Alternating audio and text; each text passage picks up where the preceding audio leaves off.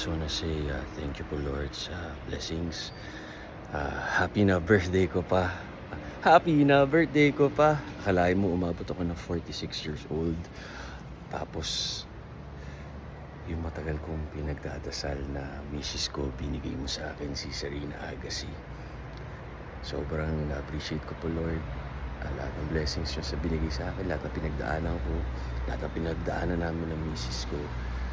Thank you po sa pakagandang experience. Marami ako natutunan, learning process. Sa mga nakakanood dito, maraming salamat sa suporta nyo. Positive man or negative, na appreciate namin kayo lahat. Ang galing no, kung nabasa nyo yung message ng misis ko sa akin. Tapos yung message ko sa kanya. Siya, matagal niya ng pinagdadasal na magkaroon siya ng partner o asawa o boyfriend na pagmamalaki siya, mamahalin siya, magiging loyal sa kanya. Priority siya. Ako naman, matagal ko pinagdasal na may babaeng iintindi sa akin, alagaan ako, mamahalin ako. Ako yung priority. Hindi kaibigan, hindi pamilya. So, sobrang love. Promise ako sa'yo, hindi ako iiyak. Niloko mo kanina umaga. Iiyak na yan, iiyak na yan.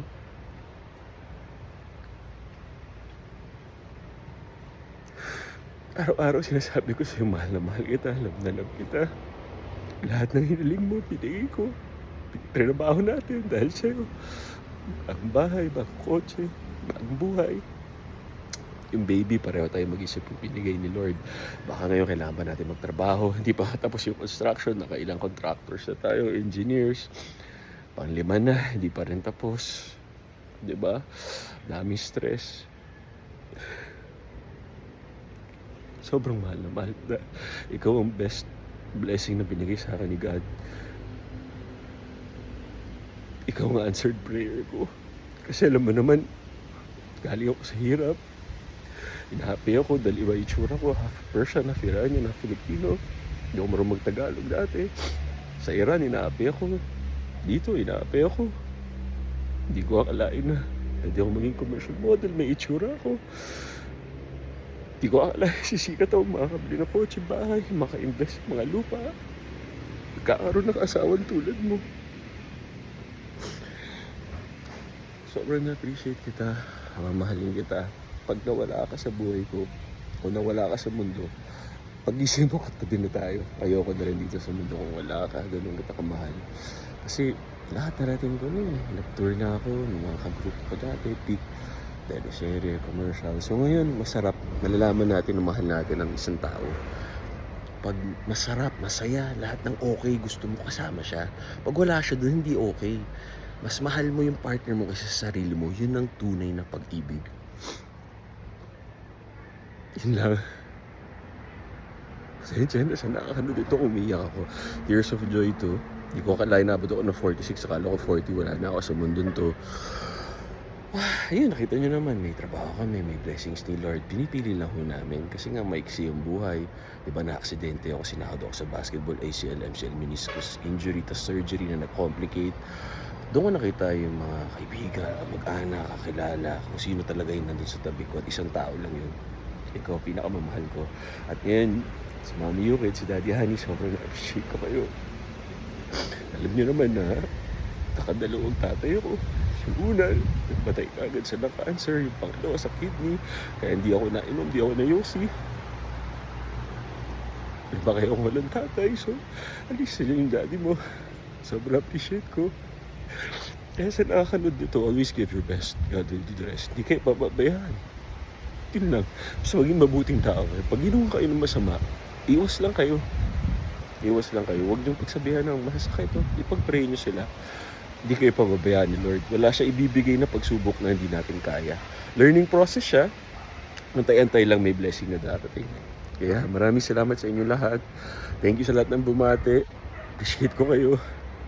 Mahal na mahal kita. Sorry na kasi. Love you so much. God bless. Ito, grounding. Energy. Kasi may frequency tayong mga tao. So every morning, nagdadasal ako pagising, meditate, tas halik ko ang misis ko. Tapos diretso na ako sa gym. Wala na toothbrush. Sarili ko naman gym. Tapos after mag-workout, Stretching kasi matanda na, 46 yung mga injuries natin. And then grounding, natural sun.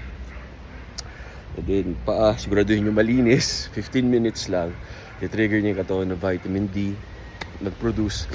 Tapos strengthens our immunity tsaka yung frequency with nature. Maglalabas tayo yung natural melatonin. Kaya makakatulog tayo before 8 or 7. As gigising tayo ng mga 3 a.m., 4 a.m. Ganun lang naman. Tandaan nyo, lagi ko sinasabing tama kayo, mali ako, I'm not your doctor, do what works for you. Bakit? Kasi kanya-kanya tayong journey. Yung ibang tao, pinipili nila kasikatan or trabaho. Yung iba, love. Yung iba, health. Yung iba, gumawa ng kasamaan. So, kanya-kanyang journey tayo, pati sa fitness. Kaya never compare yourself to others. Always be the best version of yourself. And always be a good person to everybody. Yun lang. And be a loyal husband. Bihira na yung ganyan. Kasi ngayon, pinapasikat na yung mga playboy, playgirl. Mga proud pa yung naninira ng mga couple o nagsisiraan na pinagdadasal ko sila na sana define their happiness. Sayang eh, sayang. Tapos sa mga haters, tandaan nyo, pag may haters kayo, gusto nilang maging ikaw, nasaba mo sila. Ang mga successful na tao, walang panahon para mag-hate kasi busy sila na pagbutihin ang sarili nila at makatulong sa kapwa. God bless. Appreciate ko kayo lahat. Ang promise ko sa'yo, mahal, abot ako 117, ikaw 100. Para kukolektahin natin yung santinyan. Ang kulit, no? Excited na ako mag-senior. Yung itsura ko ngayon, kung sasabihin nyo nagsisteroids or addict sa gym, natural lang to. Hard work, disiplina. For 46 na ako. Ngayon nag-start ako ng 12, turning 13, push-ups, sit-ups. Yun. Tapos, dati, kaya ko mabibigat na buhat. Deadlift 500 pounds, squats 400 pounds, incline dumbbell press 200-pound dumbbell. Pero walang muscle. Pero malakas. Nanalo sa powerlifting. Ngayon naman, 50-50 pounds sa dumbbell, Romanian deadlift na lang, RDLs, ng 80 pounds. Pero feel ko yung muscle contractions. Yun yung tinatawag na mind-muscle connection. Tsaka ang muscle, mas madaling develop kaysa sa tendons. Pag tumatanda, ano yun eh, white zone yan, hindi bihira yung dugo dyan. So ingatan natin, walang ego. Kasi pag nag-injury tayo ngayon, lalo na kung bata, pag tanda mo, dun sasakit na malupit. Or pag matanda na tayo, mahirap nang gumaling. Pasensya na dami kong ano. Sobrang appreciate ko kayo. Happy na birthday ko pa! Happy na birthday ko pa! Happy na birthday ko pa! Happy birthday! Ilang taong ka na? Ilang taong ka na? Blow your candle, make a wish. Today's the day. Make it change because it's your birthday. Kainan na kasi your birthday. Manlibre na kasi your birthday. Kantahan na kasi your birthday.